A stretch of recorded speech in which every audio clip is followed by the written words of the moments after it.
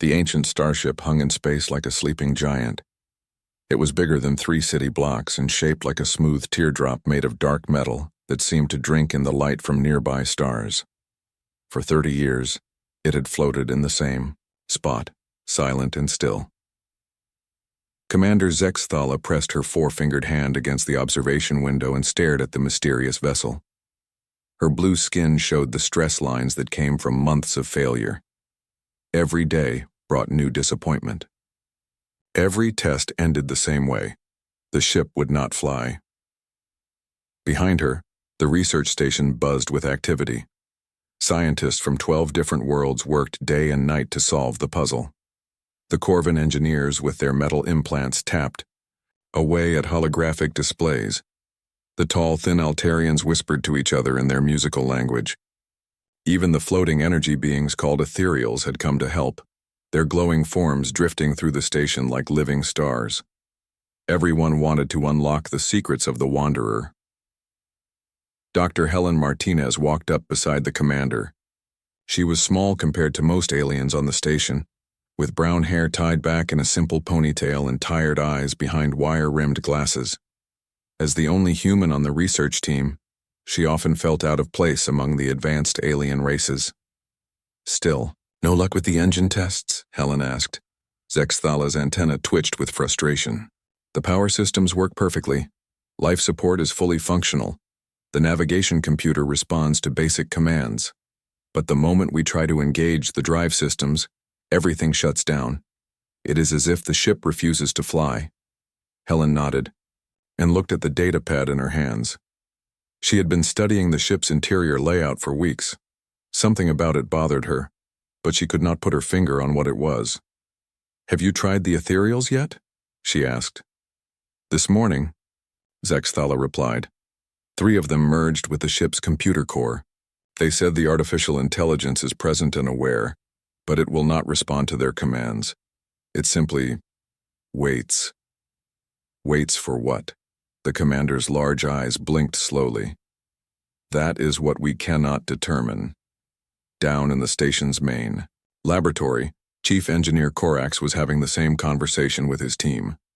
The Corvan's cybernetic eye glowed red as he scanned through test results on his neural display. "Run the sequence again," he ordered his assistant.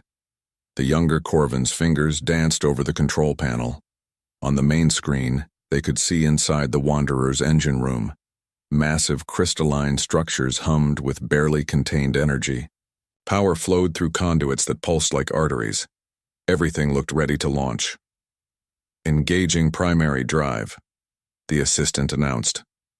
For a moment, the crystals blazed with brilliant light.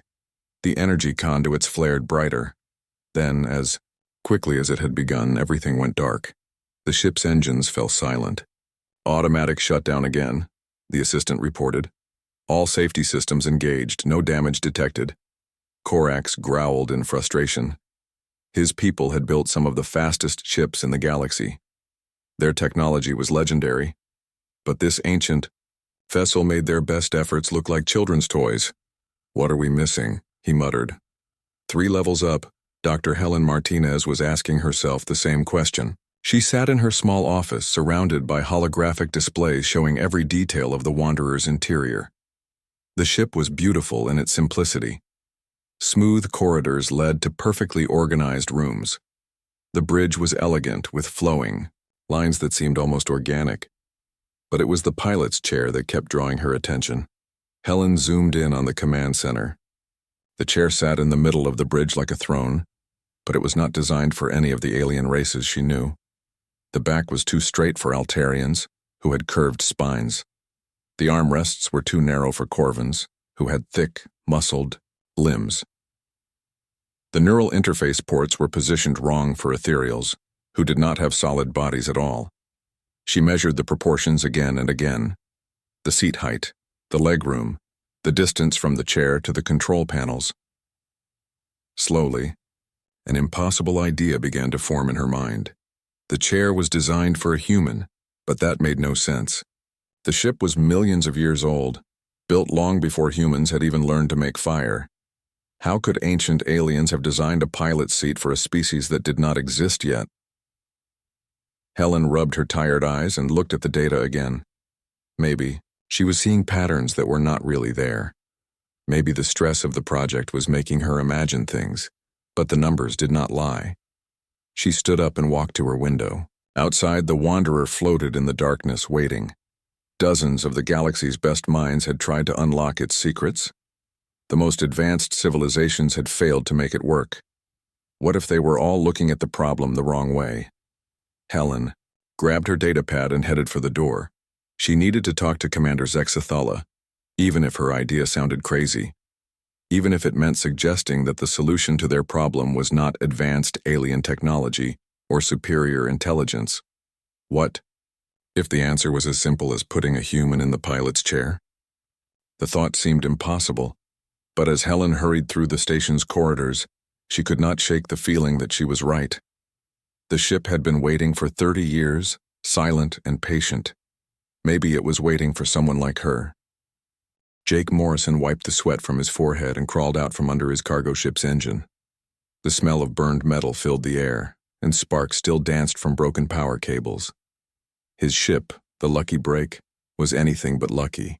Today, well, that's just perfect, Jake muttered to himself. He had been hauling cargo between human colonies for 15 years, and his ship had never let him down this badly. The main engine was completely dead, killed by a power surge during docking. Without it, he was stuck on this alien research station until he could get replacement parts. Jake was not the kind of man who enjoyed being stuck anywhere, especially not on a station full of aliens working on projects he did not understand. He preferred the simple life of space travel, moving goods from one place to another, getting paid and moving on. No complications, no mysteries, no ancient alien technology. He grabbed his tool bag and walked toward the station's main corridor. The place was huge, with ceilings so high they disappeared into shadows. Aliens of all shapes and sizes hurried past him, their voices mixing into a strange symphony of clicks, whistles, and musical tones. Jake felt small and out of place among them. Most of these beings came from civilizations that had been exploring space for thousands of years. Their technology was so advanced it might as well have been magic. Compared to them, humans were like children who had just learned to walk. He found the parts dealer in Section 7 of the station. The shopkeeper was a Corvan with silver skin and glowing blue implants along his skull. When Jake explained what he needed, the alien's cybernetic eye scanned him from head to toe. Human ship engines, the Corvan said in heavily accented English. Old design. Parts are rare here. Will take 2 weeks to order from human space. 2 weeks? Jake's heart sank. I can't wait that long. I have deliveries to make. The Corvan shrugged, a gesture he had learned from dealing with humans. Nothing I can do. Station has guest quarters. You wait or you find another way home. Jake left the shop feeling frustrated. 2 weeks on an alien research station was not how he had planned to spend his time. He wandered the corridors looking for something to eat and trying to figure out what he was going to do. That was when he ran into Dr. Helen Martinez. She was hurrying down the hallway, her arms full of data pads, and her face showing the kind of stress that came from working on impossible problems. Jake recognized the look because he wore it himself most days. When she dropped one of her data pads, Jake bent down to pick it up. Thanks, Helen said, looking surprised to see another human on the station. I don't think we've met. I'm Helen Martinez, Jake Morrison, he replied, handing back the data pad. I'm just passing through. Well, I was supposed to be passing through. My engine died during docking. Helen's tired face brightened with interest. You're a pilot? Cargo hauler mostly, nothing fancy. I move stuff from point A to point B. Jake studied her face.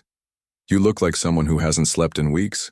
Let me guess, you're working on that big mystery ship everyone's talking about. Helen nodded. The Wanderer. We've been trying to get it operational for months, but nothing works.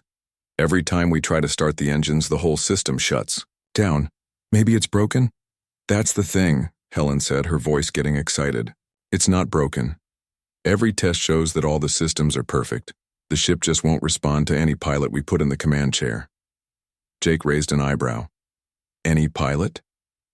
We've tried everyone. The best Corvan engineers, Altarian telepaths, Even ethereal energy beings who can interface directly with computer systems. Nothing works.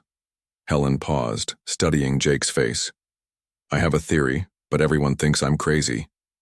What kind of theory? Helen looked around to make sure no one was listening, then leaned closer. I think the pilot's chair was designed for a human. The proportions are all wrong for any known alien species, but they match human anatomy perfectly. Jake stared at her. You're saying this ancient alien ship was built for humans? That doesn't make sense. How old is this thing? Millions of years old. I know it sounds impossible, but the measurements don't lie. Helen's eyes were bright with possibility. Jake, what if the reason the ship won't work is because it's waiting for a human pilot? And you want me to try it? Would you? Jake was quiet for a long moment. He looked at this small human woman who was surrounded by some of the galaxy's greatest minds, all working on a problem that had stumped them for months. The smart thing would be to say no, find a quiet corner of the station and wait for his engine parts to arrive. But there was something in Helen's voice that made him curious. Maybe it was the excitement, or maybe it was the fact that she was the first person in years to suggest that a simple cargo pilot like him might be able to do something important. What exactly would I have to do? He asked. Just sit in the pilot's chair and try to start the engines. That's all. If my theory is wrong, nothing happens and we're back where we started. And if you're right? Helen smiled. Then we solve the biggest mystery in galactic history. Jake thought about his broken ship, his delayed deliveries, and the 2 weeks he would have to spend on this station anyway. Maybe helping with this crazy experiment would be better than sitting around doing nothing. All right, he said finally. I'll try it, but I'm just a cargo pilot. Don't expect miracles. Helen's face lit up like she had just won the galaxy's biggest lottery. Thank you, Jake. You have no idea how important this could be. As they walked toward the research section together, Jake wondered what he had gotten himself into. He was used to simple problems with simple solutions. Ancient alien starships that refused to work were definitely not simple, but something told him that his life was about to become much more complicated than hauling cargo from one planet to another. The shuttle ride to the Wanderer was quiet except for the hum of engines. Jake sat next to Helen, trying not to show how nervous he was. Across from them, Commander Zexathala watched him with her large alien eyes, clearly doubting that a human cargo pilot could succeed where the galaxy's best minds had failed. Remember, Helen whispered to Jake, just sit in the chair and touch the controls. Don't try to force anything. Jake nodded, but his mouth felt dry. Through the shuttle's window, he could see the ancient ship growing larger as they approached. It was even more impressive up close, its dark metal surface covered in patterns that seemed to shift when he looked at them directly. The shuttle docked with a soft clang, and they made their way through the airlock into the Wanderer. Jake expected the ship to feel cold and dead, like most derelict vessels he had explored. Instead, the corridors felt warm and somehow alive, as if the ship was sleeping rather than broken. Emergency lights cast a dim glow along the walls, just enough to see by.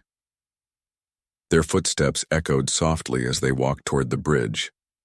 Helen led the way, followed by Jake, then Commander Zexathala and 2 Corvin engineers who had insisted on coming along to monitor the ship's systems.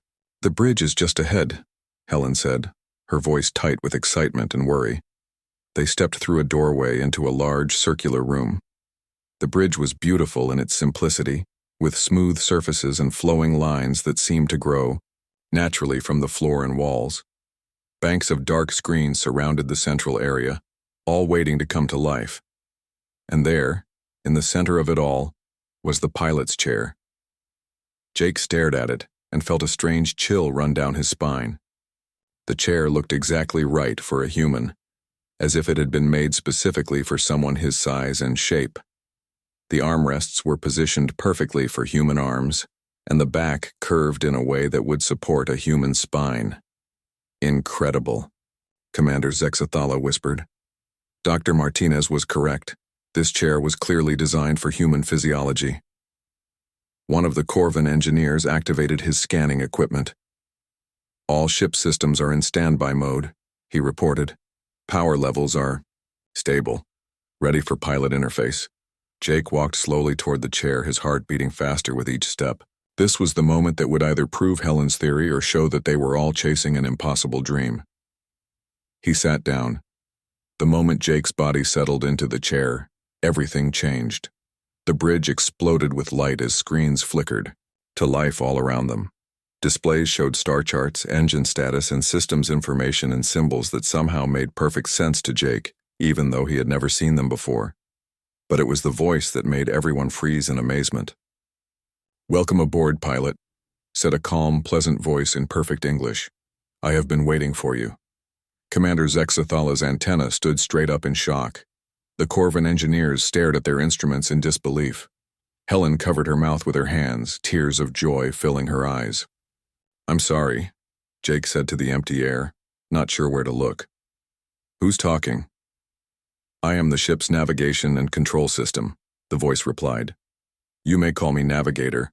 I have been dormant for many cycles, waiting for a human pilot to activate my primary functions." "But that's impossible," Commander Zexthala said. "This ship is millions of years old. Humans did not exist when it was built." Navigator's voice carried a hint of amusement. "Your assumption about my age is incorrect, Commander Zexathala, though I understand your confusion." Jake looked around at the glowing displays surrounding him. His hands seemed to know exactly where to go, reaching for controls that felt familiar even though he had never seen them before. "This is crazy," he muttered. "I fly cargo ships. I don't know anything about advanced alien technology." "You know more than you realize," Navigator said gently. "Please place your hands on the primary control interface." Jake hesitated, then pressed his palms against two smooth panels built into the chair's armrests. The moment he made contact, information flooded his mind. Not painful or overwhelming, but like remembering something he had always known but temporarily forgotten. He understood the engine systems, the navigation controls, even the ship's defensive capabilities. It was as if the knowledge had been waiting inside him, ready to awaken when he touched the right controls. "Engine systems online," Navigator announced. "All primary functions restored. Pilot authorization confirmed." The ship around them came fully alive. The lights brightened, air circulation, systems hummed quietly, and Jake could feel the massive engines powering up deep in the ship's core. Through the main screen, he watched as the Wanderer's external lights illuminated, revealing the full beauty of its design. "Jake," Helen whispered, "you're actually flying it." "I'm not doing anything," Jake replied, his voice full of wonder. "It's like the ship knows what it wants to do. I just have to agree with it." Navigator spoke again, his voice more serious now. "Pilot Jake Morrison, there are things you must know about this vessel and your role in its mission. The truth about my origins will be difficult for your companions to accept." Commander Zexathala stepped forward. "What truth? What are you not telling us?" "This ship was not built by an ancient alien civilization," Navigator said calmly. "It was constructed by humans from your far future, approximately 50,000 years from your current time period." The silence that followed was deafening. Jake felt his mouth fall open. Helen stared at the screens in shock. The Corvan engineers looked at each other in confusion. "That is impossible," Commander Zexthala said firmly. "Humans are newcomers to galactic civilization. Your technology is primitive compared to ours." "In your time, yes," Navigator agreed. "But in my time, humanity had become the dominant technological force in the galaxy, not through conquest, but through an innate ability to understand and improve upon the innovations of other species." Jake's head was spinning. "You're saying humans built this ship in the future and sent it back in time?" "Correct. You specifically were chosen for this mission because your genetic markers and neural patterns match the optimal parameters for interfacing with our technology. You are descended from one of the original project engineers." Helen found her voice. "Why? Why send a ship back in time?" Navigator paused before answering. "Because the future we came from was not the future humanity was meant to have. Our dominance created stagnation. Other species became dependent on human innovation and lost their own creative abilities. The galaxy was peaceful, but sterile. So, you sent this ship back to change history?" Commander Zexathala asked. To guide it toward a better path, Navigator corrected. Jake Morrison, you have a choice to make. You can walk away from this ship and return to your simple life. Or you can accept your role in reshaping the future of galactic civilization. Jake sat in the pilot's chair, surrounded by technology beyond his understanding, holding the fate of the galaxy in his hands. All he had wanted was to get his cargo ship repaired and go back to hauling freight. Now he was being asked to change the course of history itself. What exactly would I have to do? He asked quietly. Navigator's response would change everything. The news spread through the galaxy like wildfire. Within hours of the Wanderer's activation, every major civilization knew that a human cargo pilot had unlocked the secrets of the ancient ship. What they learned next sent shockwaves through the galactic community. Jake sat in his small quarters on the research station, staring at the communication screen. Admiral Chen from Earth Command looked tired and worried as she spoke to him from millions of miles away. Jake, I need you to understand how serious this situation has become, she said. 3 different alien fleets are moving toward your position. The Corvan Empire is demanding that you surrender the ship to them for study. The Altarian Federation wants it placed under joint galactic control, and there are reports of extremist groups planning to destroy the Wanderer before it can be used. Jake rubbed his forehead. I just wanted to fix my cargo ship and go home. That's not an option anymore, Admiral Chen replied sadly. Like it or not, you're at the center of the biggest crisis the galaxy has seen in centuries. Everyone is afraid of what human technological superiority might mean for the future. After the communication ended, Jake walked to the observation deck where Helen was waiting for him. She looked as overwhelmed as he felt. Through the windows they could see the Wanderer floating peacefully in space, its hull gleaming in the starlight. Any word from Navigator? Helen asked. He says the ship contains complete technical blueprints for thousands of future inventions, medical devices that could cure any disease, energy systems that could power entire star systems, defensive technologies that could make any fleet invincible. Jake sighed heavily. He also says this knowledge could be used to build weapons that would make the old wars look like children's games. Helen was quiet for a moment. What are you going to do? Before Jake could answer, Commander Zexathala approached them. Her blue skin looked pale with stress, and her antenna twitched nervously. Jake Morrison, she said formally, I have been ordered by the Galactic Coalition High Command to place you under protective custody and transfer control of the Wanderer to a joint alien committee. Jake stared at her. You want me to give up the ship? It is not about what I want, Zexathala replied. The Coalition believes this technology is too dangerous to remain in the hands of any single species, especially one as young as humanity. And if I refuse? Zexathala's large eyes showed genuine sadness. Then you will be considered a threat to galactic security. The fleets approaching this system have orders to disable or destroy the Wanderer if necessary. Helen stepped forward angrily. You can't do that. Jake hasn't done anything wrong, he's just trying to help. The decision has been made, Zexathala said. I am sorry, but I have my orders. That evening, Jake walked alone through the corridors of the research station. Everywhere he went, he could feel the eyes of alien researchers watching him. Some looked at him with fear, others with curiosity, and a few with open hostility. He was no longer just a cargo pilot. He had become a symbol of human potential that many found threatening. He made his way to the docking bay where the Wanderer waited.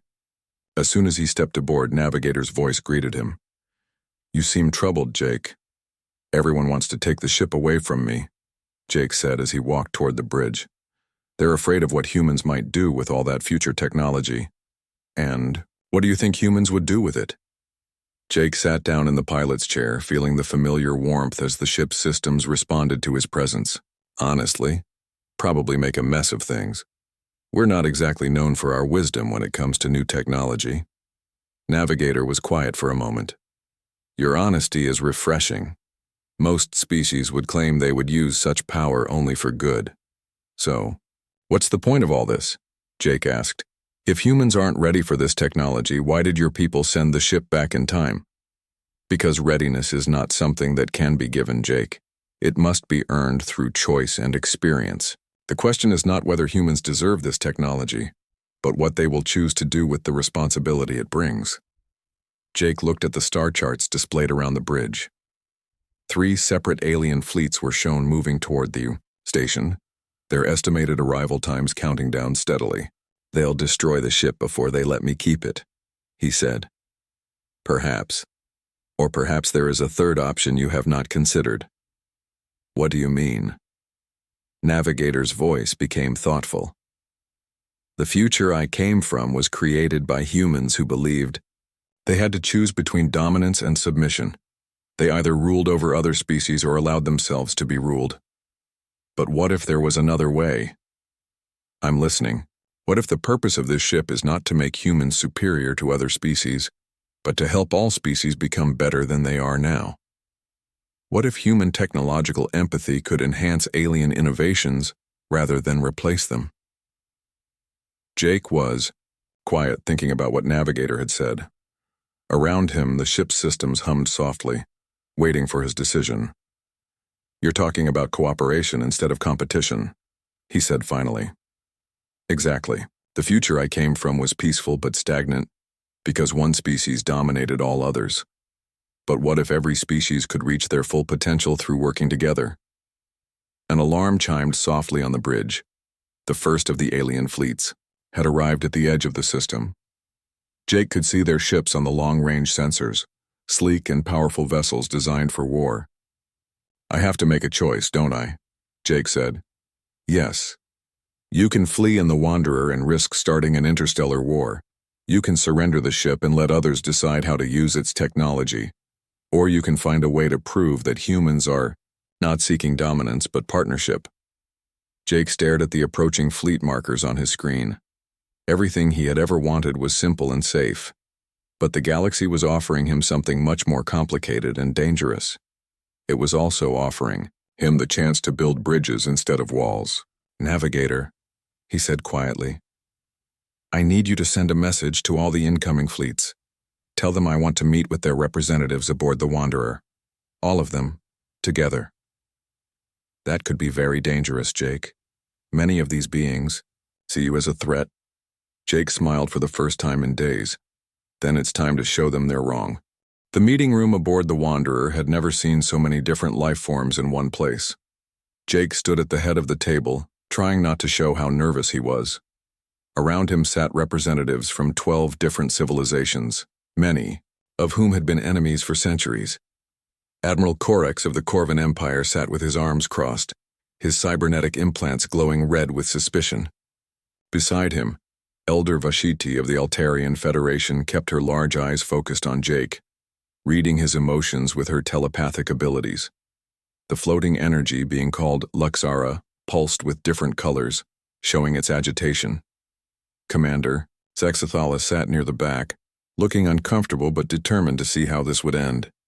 Helen stood beside Jake, offering silent support even though she was just as scared as he was. "You have called us here, human," Admiral Corex said, his voice harsh through his translation device. "Make your proposal quickly. My fleet has orders to take this ship by force if necessary." Jake took a deep breath. "I want to show you something. Navigator, please display the technology archive."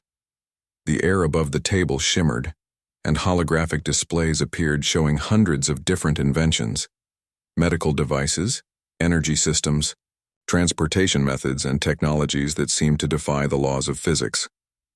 "This is what the ship contains," Jake said. 50,000 years of human technological development, enough knowledge to change the entire galaxy. Elder Vashati leaned forward. "And you plan to keep this knowledge for humanity alone?" "No," Jake said simply. "I want to share it, but not the way you think." He gestured to Navigator, and the displays changed. Now they showed current alien technologies alongside the future human inventions. "Navigator, show them the integration protocols." The holographic display shifted again. Now it showed how Corvan cybernetic technology could be enhanced with human bio-integration techniques. Altarian telepathic abilities could be amplified using human neural interface designs. Ethereal energy manipulation could become more precise. With human computational methods, I don't understand, Admiral Korex said, though his voice had lost some of its hostility. Jake walked around the table, pointing to different displays. The future humans who built this ship made a mistake.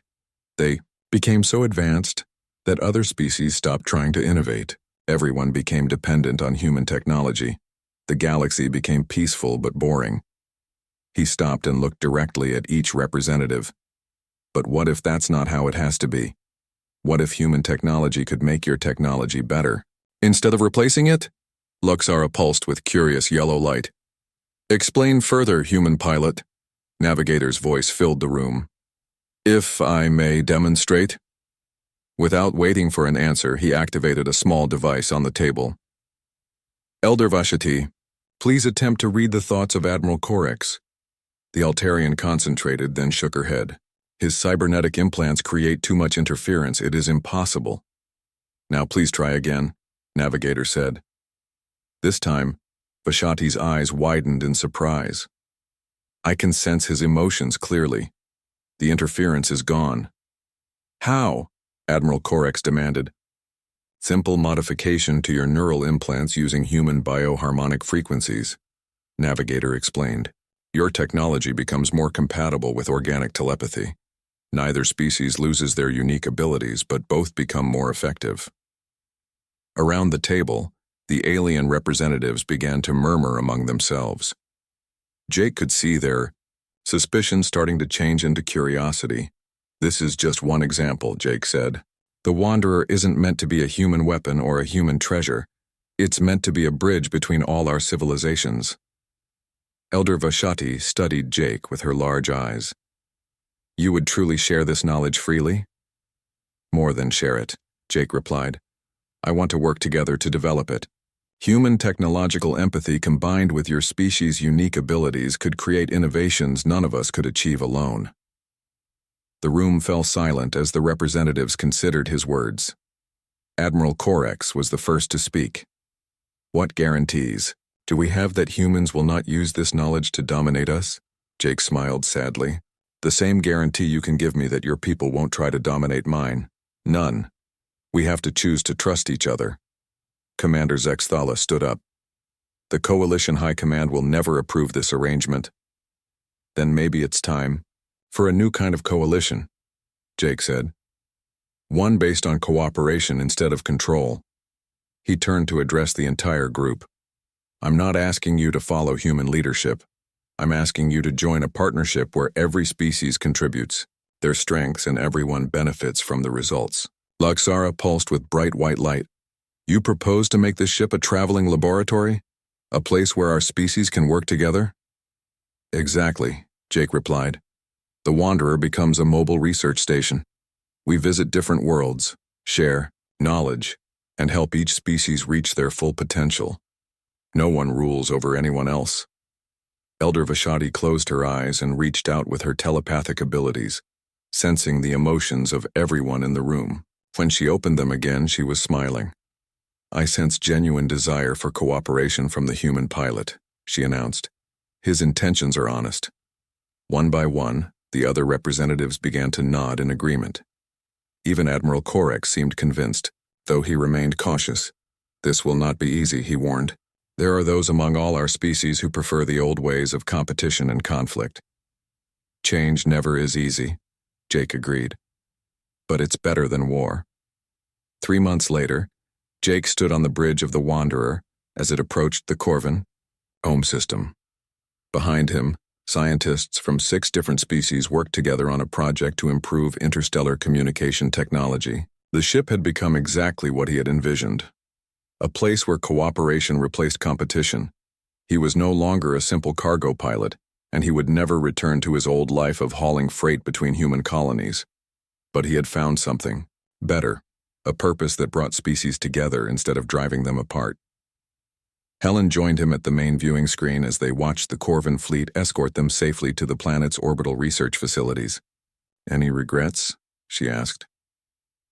Jake thought about his old ship, still broken and waiting for repairs on the research station. He thought about the simple life he had given up and the enormous responsibility he had accepted. "No," he said finally. "This is better than I ever imagined." Navigator's voice spoke softly from the ship's communication system. "Course laid in for the Altarian system, Captain Morrison. The next phase of our mission awaits." Jake smiled and settled into the pilot's chair that had changed his destiny. The Wanderer responded to his touch like an old friend, ready to carry its crew of bridge builders to their next destination. In a galaxy that had known mostly competition and conflict, they were writing a new story of cooperation and hope, and it was just the beginning.